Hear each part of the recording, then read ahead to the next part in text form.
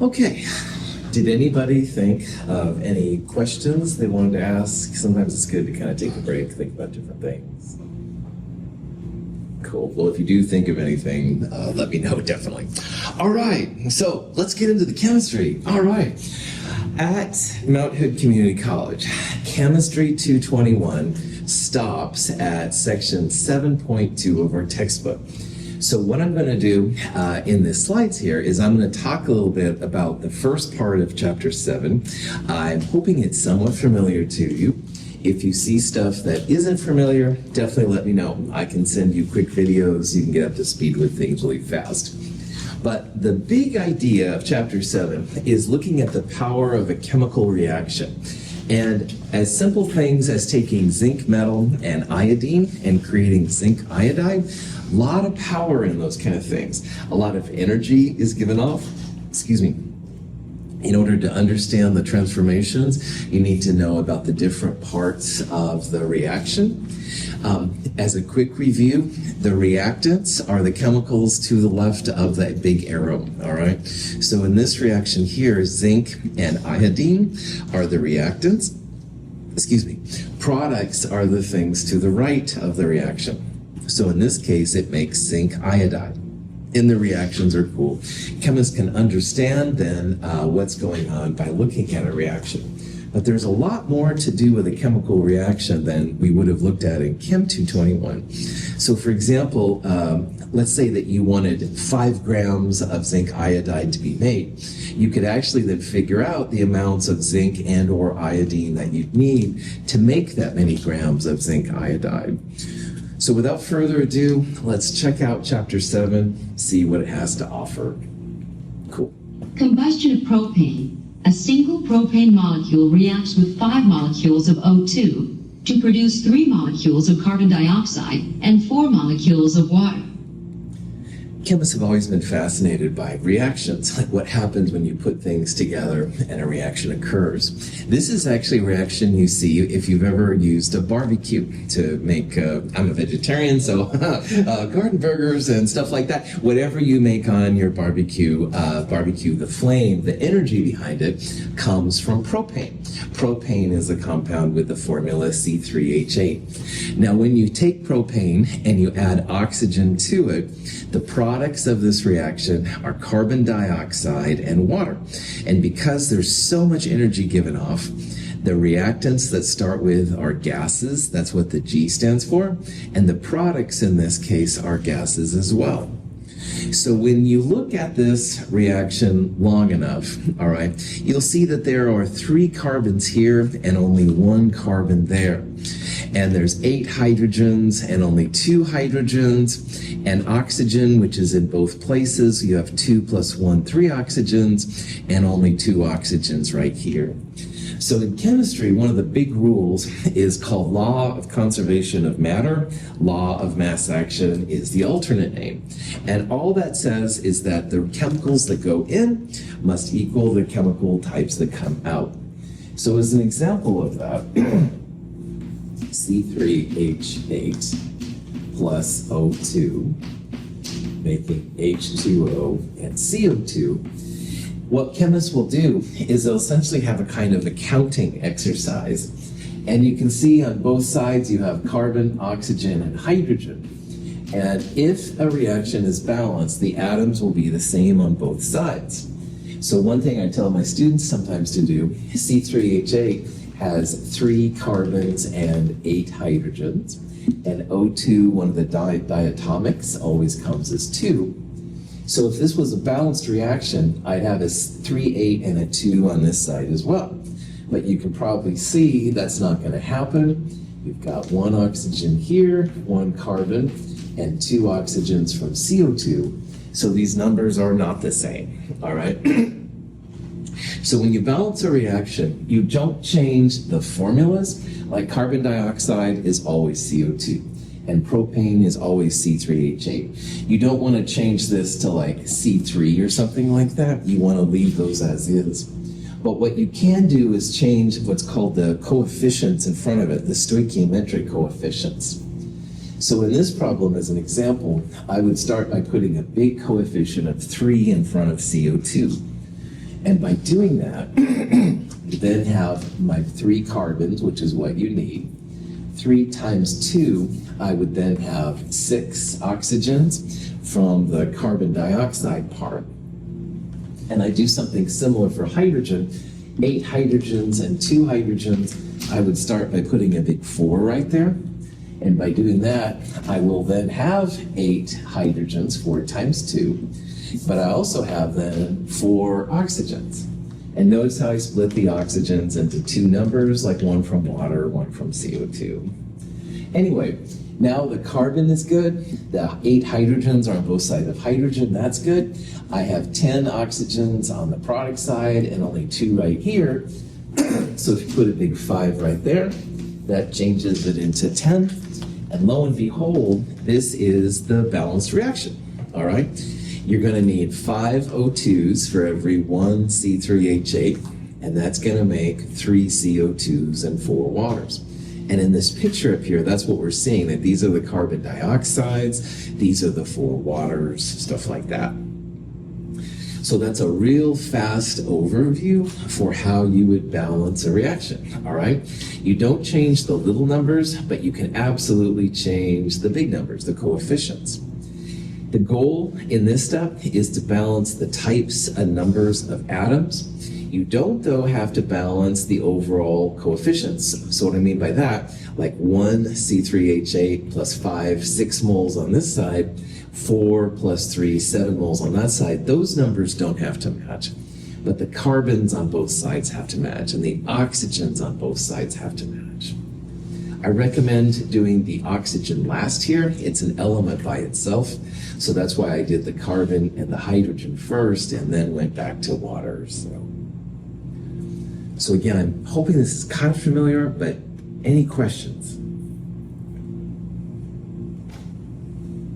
Here's a reaction with a boron compound, B4H10. It's also reacting with oxygen. It makes B2O3 plus water.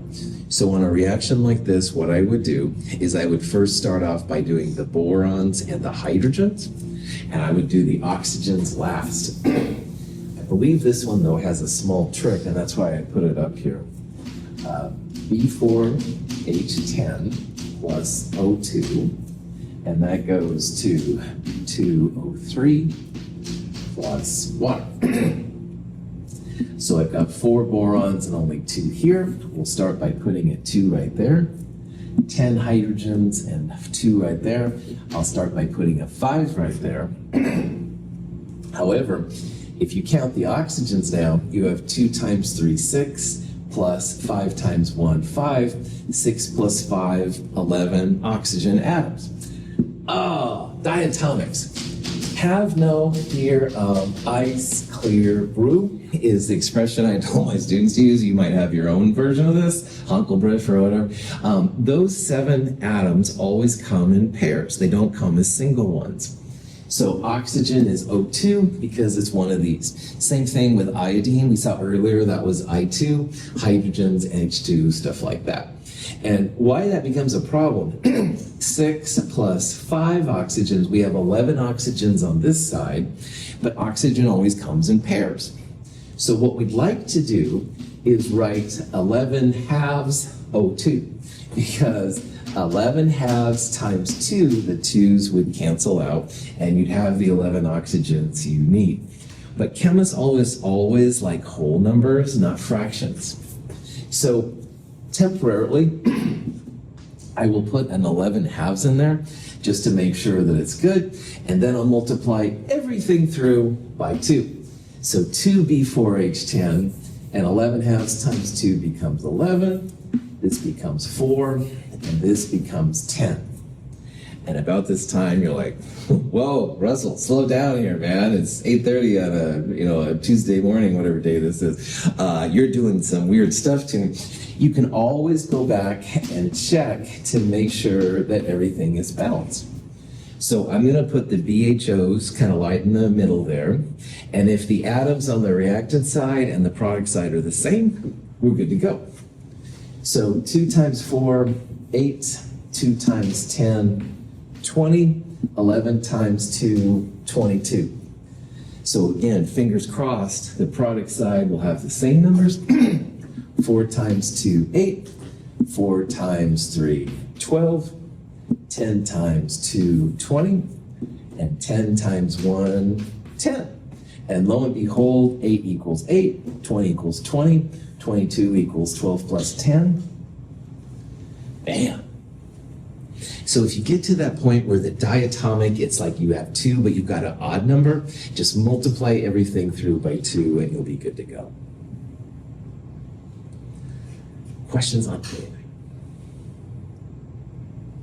Okay. Another thing that we did in the first part of chapter 10, there were types of reactions. And if you had a problem like this, and it says balance and classify, this one right here is kind of like the one we did with propane. It's something with carbon and hydrogen, maybe oxygen, and it's with O2. This type of reaction is called a combustion reaction. And all of the fuels, mostly that we use, are combustion reactions. The products of combustion are always water and CO2. So in that C3H8 thing we did on the last part, the products were also CO2 and water. Oxygen was a reactant. So anything kind of organic, anything carbon, hydrogen, sometimes oxygen, plus oxygen will always result in water and CO2, and then you can balance it from there. Another kind of reaction we looked at, this is a reaction where there's a solid as a product. And when you have a solid as a product, it's called a precipitation reaction. Now, HCl has an H plus and a Cl minus, and lead nitrate here has a lead 2 plus and nitrates. And in chemistry, positives repel positives, negatives repel negatives, but positives and negatives make an attraction. We're always attracted to our opposites and stuff, but that's neither here nor there. So in chemistry, you don't want to have positives come together like H and lead. They would repel each other because they're both positive. But what can happen is like H and Pb will trade partners. So H starts dancing with nitrate and lead starts dancing with chloride. Now the charges on these on both sides are the same. So nitrate is -1 and H is +1. That's why it's HNO3. But lead is +2 here, and when it dances with chloride, it's still going to be +2. So it would be PbCl2. So when you balance this precipitation reaction out, you end up with a solid. That's what a precipitate is. That's one way then to find out like how you would balance this kind of reaction. Questions on that? This is also called a double displacement reaction or an exchange reaction. That basically means that the positives will swap places with each other, or the negatives will swap places with each other. It doesn't matter. In this case, if one of the products is a solid, that's why it's called a precipitation reaction. This last one down here is also a displacement reaction, but here we have an acid. Acids usually have the H listed first, and a metal hydroxide, like lithium hydroxide, is a base. Well, this is also one of these kind of double displacement things. The lithium and the H plus will trade places with each other. H starts dancing with OH. H plus and OH minus makes water. Making water is actually a good source of energy in this kind of chemical reaction. So if you see an acid and a base come together, water will always be a product. HOH is water. And then you'll also have the lithium and the iodide coming together to make lithium iodide. This is an acid-base reaction. So you could have HBr, HNO3, HCl, all these different kind of things. This could be sodium hydroxide, potassium hydroxide. Any questions? Okay. And then the last thing I want to talk about from the first part of chapter 7. We put magnesium metal into aqueous hydrochloric acid. The two react. Aqueous magnesium chloride is formed along with gaseous hydrogen.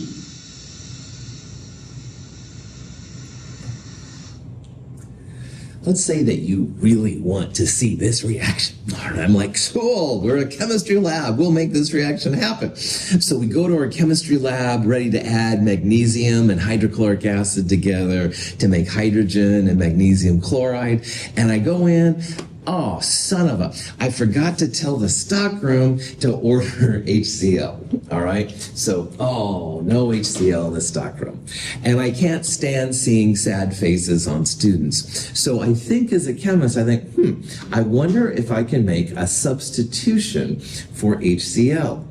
And often the answer to these questions is yes, if you understand what's called the net ionic reaction or net ionic equation, same thing. Net ionic reaction is like the action of the reaction. Parts of the chemicals in these reactions just sit there, they don't really do anything, and then there's the active parts that actually make the bubbling and stuff like that happen. So if you want to see what the action of the reaction is, what the net ionic reaction is, you take a reaction like this and you break up anything that's aqueous, all right? Because aqueous things will dissociate into the positive and the negative parts.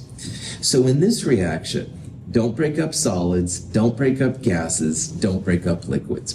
But HCl you would break up. So you can see it comes 2H plus and 2Cl minus. This is really how it works in water. They dissociate into the ions. And you're also going to break up the magnesium and chloride into Mg2 plus and 2Cl minus. And if you look at this part long enough, notice how there's 2Cl minus aqueous there and 2Cl minus aqueous there.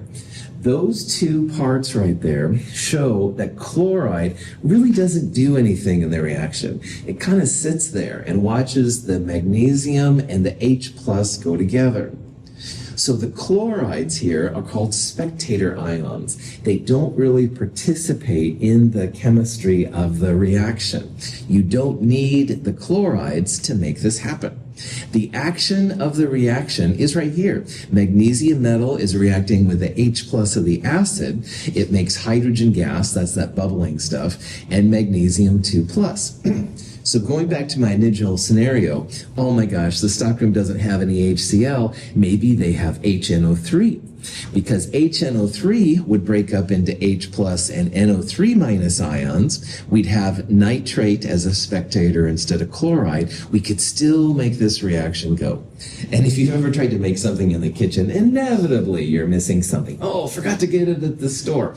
This is the chemist's way to try and get around those kind of obstacles and still make something happen. So if you understand the net ionic reaction or net ionic equation, you understand the actual chemistry that's happening in the process. So, cool. Questions on it? Okay. With those three ideas behind balancing equations, types of reactions, and the net ionics, we're good to go for this next part, which is where the normal Chem 222 class would start out. And this part is on what's called stoichiometry. That's a word you never have to talk about, you never have to spell. People have problems spelling it sometimes, but it's a real powerful part of what makes chemists so important to industry. Because in stoichiometry, you study the amounts needed to make your products, how much reactant you'll need to make products. You can sometimes understand why your reactions aren't as important as they were. And it all revolves around the balanced equation. This is an example of aluminum reacting with bromine, and it makes aluminum bromide. There's kind of a white powder right here. That's actually the aluminum bromide. A lot of energy is being given off. We'll talk about the energy later this quarter too. But for right now, we're just looking at the reaction. And if you understand the chemicals that go in and the chemicals that go out, there's a lot of cool things you can do. I like to think about this section of chemistry as kind of like cooking, all right? And I am hardly the world's best cook or anything like that, but I do know that if you want to make a cake, you need so much flour, maybe a little bit of oil, an egg or two, chocolate, whatever. And if you do it all right, you're going to make a beautiful cake. So the products are different than your reactants. The chemicals, the food ingredients that go into your cake are different than the cake itself. There's desirability sometimes with one or the other. However, if you don't do your process right, you're going to have a disaster. You could have fires and flames. You could have soaked up pancakes. I've done that many times myself and stuff. You got to follow the recipe or the directions very carefully, or else things will start to mess up. So this is a silly example I looked up one time of how to make pancakes. All right, really stupid, I know. But anyway, with a cup of this mixed stuff they were using, 3/4 cup milk and an egg, you could make 8 pancakes. Well, maybe I have a lot of friends over and I want to make 16 pancakes. No problem. You would have 2 cups of milk and 3/4 times 2, 1.5 cups of milk and 2 eggs, that kind of thing. So you can scale the reaction up and down, and that's what chemists do, all right? You don't end up with pancakes, unfortunately, or a nice-looking cake, but you do end up with things which are industrially of importance and stuff that you can do. So let's check out cooking chemistry and see what kind of things can do. He's a cook who works for the prisoner. They say at the universities, you show me a chemist and I'll show you a great chef. What's the difference whether you have hydrochloric acid or a pot roast cooking on a Bunsen burner? Needless to say, hydrochloric acid and pot roast are quite different, but this was from Hogan's Heroes. I get a kick out of these kind of things. So anyway, just what you needed, old school stuff. Anyway. So again, we're going back to the balanced equation once again. Reactants on the left, products on the right. The stoichiometries are important. Stoichiometries are these big numbers outside. Just as a reminder too, S is solid, G is gas, L stands for liquid, so water at room temperature would be an L. AQ means that it's something dissolved in water. So if you took table salt, placed it in water, stirred it up, it looks like water, but that would actually be NaClAQ, sodium chloride dissolved in water. So if you have a balanced equation, you know the stoichiometric coefficients, you can start going pretty crazy then in terms of making these compounds. So instead again of making pancakes, here we're making aluminum oxide, and instead of adding the mix and the eggs and whatever, we're adding aluminum metal and oxygen gas to make those aluminum oxide things possible. So this equation, 4 aluminums and 3 oxygens making 2 aluminum oxides, is super powerful for chemistry because what we have here are lots of ratios. So for example, it takes 4 aluminums to make 2 aluminum oxides, or it takes 3 oxygens to make 2 aluminum oxides, or it takes 3 oxygens to make 4 aluminums, etc., etc. And all of these ratios, like ratios all the time, you can flip up and down. So here's like 4 moles of aluminum for every 3 moles of oxygen. But you could flip that upside down. You could have 3 moles of oxygen for every 4 moles of aluminum. Or you could have it in terms of the product, Al2O3. This is aluminum to aluminum oxide. This is oxygen to aluminum oxide. So a balanced equation is basically a whole set of conversion factors that chemists can use.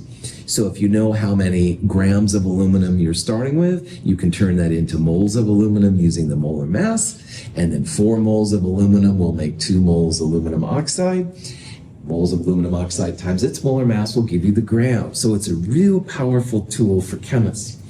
If you work at a chemical company, your boss will say, we need, 50 pounds of aluminum oxide. They don't use grams probably even, but anyway, no problem. As the cool chemist, you'll be able to figure grams or pounds into grams. You can then figure out how many moles and grams of aluminum you'll need to make this happen. Pretty powerful stuff, so. Okay, so this is the time we're going to have our first iClicker question, all right? Participating in the iClicker thing, just pushing a button basically is really cool. iClicker is an app you can get for iPhones and Androids. And if you want, there's a small subscription fee, but it is worth extra credit if you do it. 15 lectures for us in this class. We'll probably have like 3 lectures today, all right? So if you just participate in several, you're good. If you don't want to do it today, that's fine. You can get it set up for Thursday and still have plenty of lectures to participate in. But what the iClicker questions will look like, something like this, okay? And this is a reaction where nitrogen gas is combining with hydrogen gas to make ammonium, all right? And in this scenario, we have 10 moles of hydrogen gas. Excess N2 means we have more of that than we need. But the question here is, what stoichiometric factor would you use to find how many moles of ammonia, NH3, are produced? So you're starting with H2, moles of H2, and you want to get moles of NH3. So when you do these kind of problems, whatever you start with, that's going to be on the bottom. So H2 is going to be on the bottom, all right? So you don't want NH3 on the top. And the number that goes by the H2 comes from your balanced reaction. So this 3 here says it's going to take 3 moles of H2 to make 2 moles of NH3. So if you're starting with moles of H2, you can multiply it by 2 over 3. The moles of H2 will cancel. You'll have just moles of ammonia. So the answer here would be D. You want to use this stoichiometric factor to make this all possible. So this is an example of an iClicker question. Most of them are kind of crazy. Honestly, I don't care if you get the right answer or not. Somebody's participating. Boss. But you don't have to. It's optional. If you're like, oh, screw technology, you can also just do this on a piece of paper, like write down what you want stuff, and that's great. Yeah. On iClicker app, how do you sign in to someone? Ask me at the break. All right. It's Chem 222 summer, Chem 222 Z, stuff like that. I'll help you with it and stuff, but yeah, maybe not right now. Yeah. Is there a class code? No, you can just automatically sign in and stuff like that. So we'll have a break here in a little bit, and then I'll help both of you to see and stuff like that. I don't do it myself as much from the student side, but I will help you to do it and stuff. There's tons of times to participate in it if you're interested. So. Cool. But back to this part, any questions on the stoichiometric factor, like how it would work out?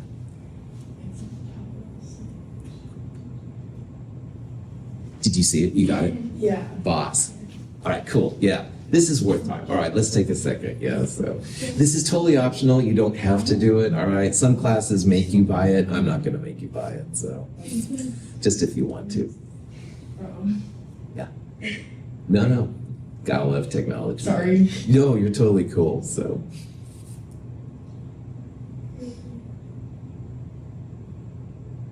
Did I just say that? But I mean, if you just keep it in. Yeah. And it should be. Okay. Excellent. No, that's awesome. I appreciate. No. I appreciate you all doing this, man. So, this is kind of, people have said sometimes this is like a game show. Whoa, did I win? No, I don't know if it's that much fun, but hopefully it's better than my bad jokes anyway to keep you entertained in the class. So, all right. So what we're going to do now is use these stoichiometric factors to show some examples of how these things can be really helpful. So this is an example of the practicality of what's going on. And let's say that we have this reaction right here. We're making magnesium hydroxide and sodium chloride from magnesium chloride and sodium hydroxide. So our reactants are MgCl2 and NaOH, and our products are MgOH2 and NaCl. And the question is basically here, how much NaOH do we need to create 16 grams of magnesium hydroxide? So again, imagine that your boss says, Finley, you need to make 16 grams of magnesium hydroxide. All right, no problem. This is something that all of you can do. What we're going to do is we're going to use the relationship of magnesium hydroxide to sodium hydroxide. 2 moles of NaOH are needed for every 1 mole of magnesium hydroxide that we have. So in this problem, we'll take the mass of the MgOH2. We're going to use the molar mass of MgOH2. From the periodic table, you can add up magnesium and 2 oxygens and 2 hydrogens to find the molar mass. We can take grams, turn it into moles of MgOH2. We'll then use that 1:2 ratio to turn our moles of MgOH2 into NaOH. And then finally, the molar mass of NaOH, the grams per mole, we can take that moles and turn it into grams. So what it looks like, if you add up magnesium, 2 oxygens, and 2 hydrogens, you get 58.3, and that's 58.3 grams per mole. That's the molar mass, excuse me, that's the molar mass of the magnesium hydroxide. We need to turn grams into moles because these relationships here are all mole-based. And what it says is that 1 MgOH2 is going to be made for every 2 moles NaOH. So this 2-to-1 ratio came from this 2 and that invisible 1 right there. But then almost always people want to do grams, not moles. So we're then going to take the moles of NaOH and multiply it by the molar mass of NaOH to 3 sig figs. It comes out to be 40.0 grams per mole. And again, this number here came from adding up 1 sodium, 1 oxygen, and 1 hydrogen. So 16 divided by 58.3 times 2 times 40. Your calculator gives you this number. Chemistry is big time sig fig related. 16 only has 2 sig figs. Molar masses have 3. This is an exact conversion. Don't worry about it there. So we need to cut this to 2 sig figs. The 2 and the 1 count. 9 is the first digit to be dropped. It's between 5 and 9, so round up. 22 grams NaOH, all right? And this is what's kind of cool. So someone says, hey, how much sodium hydroxide do we need to make 16 grams of magnesium hydroxide? This is what you would do. It's a grams to moles to moles to grams conversion, all right? And that happens a lot of times in chemistry. Here's the moles being canceled. Here's the grams being canceled. Grams to moles magnesium hydroxide, moles MgOH2 to moles NaOH based on the balanced equation, and then finally moles to grams using the molar mass of the product, the thing we're looking for. So that's how all of this part came out right here. Sometimes I call this the grams to moles to moles to grams dance. This is something chemists do a lot because this is why chemists get paid. You don't just randomly throw chemicals together and hope for 22 grams. You have to kind of have some kind of analysis of it. So if you do this grams to moles to moles to grams conversion, that's how you end up doing it, which is kind of cool. So again, grams of what you're starting with into moles. Use the balanced equation to go from moles of what you're starting with to moles of what you want. And then the molar mass of what you want will turn you back into grams. Good to go. This is the chemist's paycheck sometimes. It really is. It's that important. Questions on anything? Cool. All right. Let's do another example. This time, let's use ammonium nitrate. Now, ammonium nitrate is NH4NO3. It's a great fertilizer. It does a lot of cool things. Unfortunately, Oklahoma City, the terrorists used it to blow up the federal building. There was a Ryder truck involved. Kind of sad. That's the bad side of the force, if you will, for chemistry. But either way, ammonium nitrate has a lot of energy inside it. So here's what it's saying. When ammonium nitrate decomposes, it breaks down into N2O, dinitrogen monoxide, and water. And if we start with 454 grams, how much of each of those products do we make? The theoretical yield is basically asking how much should you make if all goes well. And we'll talk about that here in a little bit. So this is the kind of problem you can do using that grams, moles, moles, grams dance thing. But in order to start a problem like this, you've got to start with a balanced reaction. So NH4NO3 is the reactant. We know that N2O and H2O are products. And from there, we can then figure out how much of each of them we need. Well, when you balance it out, there's a lot of hydrogen on this side, and initially there's only 2 hydrogen right there. And there's also 3 oxygens. This has 1, water has 1. So make a long story short, you're going to need 2 waters and 1 N2O to balance the NH4NO3. NH4NO3 is a solid. It comes like a fertilizer kind of stuff. And there's so much energy created that technically they're gases. I don't care if you put the gases down or the solids and stuff, but that's why I'm putting them there, just so you know. Questions on that part? Okay, second part then.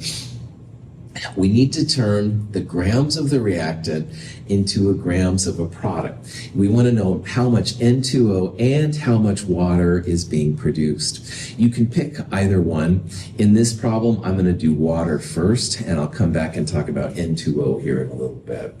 So what we're going to do now is we're going to take the 454 grams of ammonium nitrate and figure out how many grams of water are going to be created. Now, in order to do that, you can't go grams to grams directly, but what you can do, grams to moles to moles to grams. So we'll take the grams of this stuff, we'll find the molar mass of ammonium nitrate to find the moles. 1 mole of ammonium nitrate is going to create 2 moles of water, so we'll have a 2-to-1 ratio inside there. And then finally, once we have moles of water, we'll use the molar mass of water to find out how many grams there are.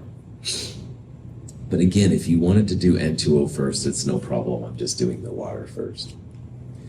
So here is this version of the grams to moles to moles to grams dance. We have the 454 grams. How much do you start with?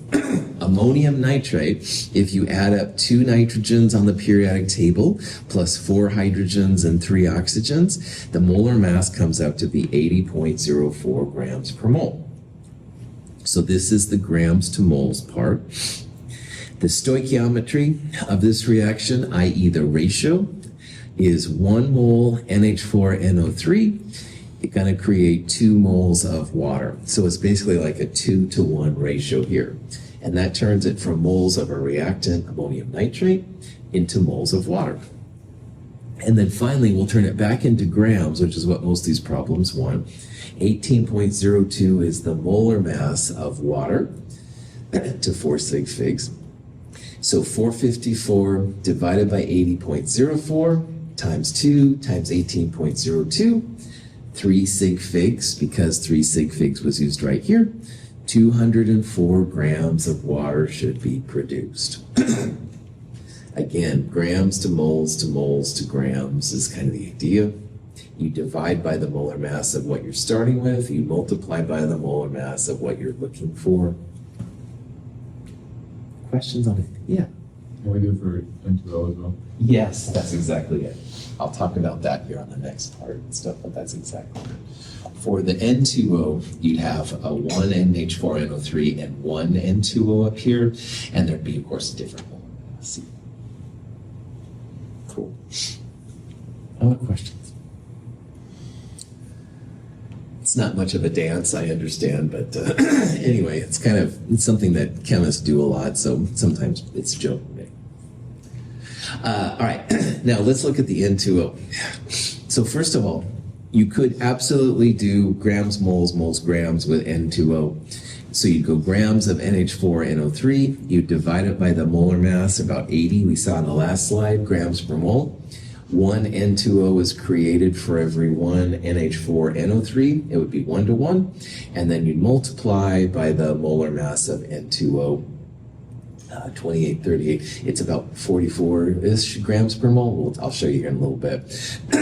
But in this particular example, there is an alternate way to do this problem. Remember how I said law of mass action is really important? So all the atoms that go in equal all the atoms that goes out. The overall stoichiometry numbers don't match always, not usually, but the grams that go in also equal the grams that go out. If the atoms are all the same at the beginning and the ending, they should be the same.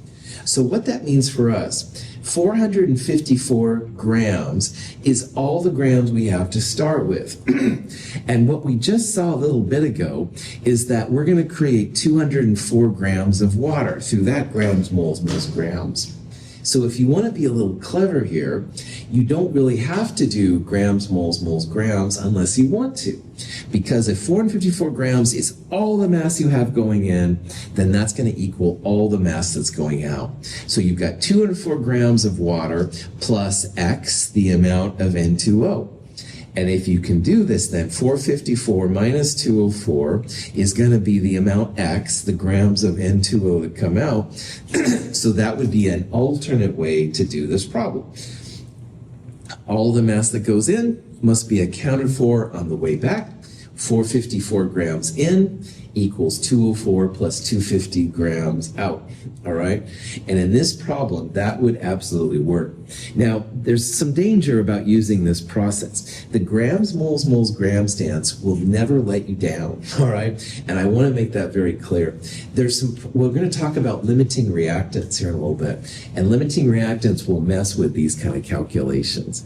However, it is a powerful tool, something to think about in the back of your mind.